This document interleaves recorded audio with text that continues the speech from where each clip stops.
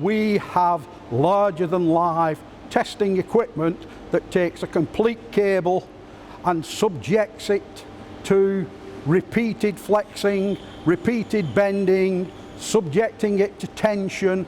If we've got a cable that, as I say, goes through our torture chamber and comes out the other end without breaking, without being damaged, there's nothing that our customers can do that are going to damage that cable. If it's a small insulation, we can take a tube of the insulation and we can do a tensile test on that. How long does it elongate before it breaks? At what level?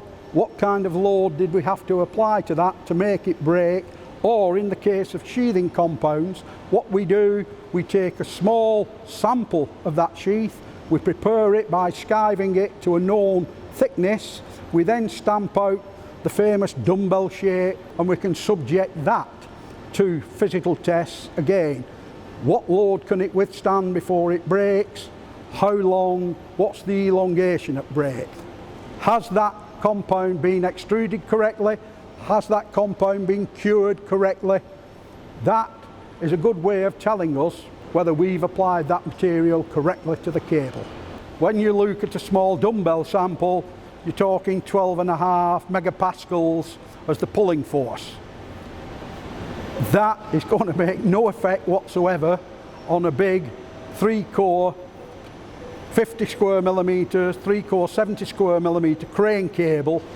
To apply any kind of meaningful force to a cable like that, you're talking about applying several tons of tension, force to it.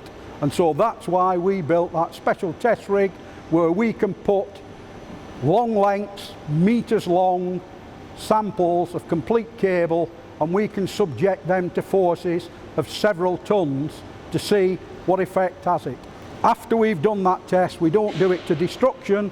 What we do, we apply the several tons force for a set period, and then we will strip it down and have a look to make sure that it's not caused any internal damage within the cable.